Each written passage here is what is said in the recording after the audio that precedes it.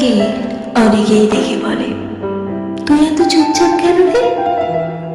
আমি শুধু হাসি, কারণ কিছু গল্প তো বলা যায় না, আর কিছু গল্প কেউ শুনতে চায় না।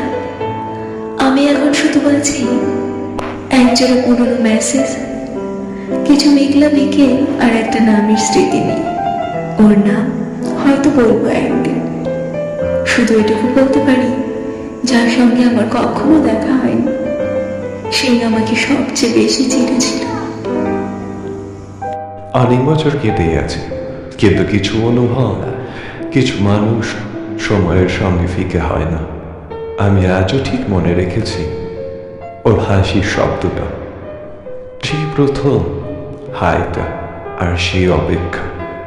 মেঘলা ও আমার জীবনে এসেছিল নিঃশব্দে, আর থেকে গিয়েছিল সব শব্দের ভেতরে।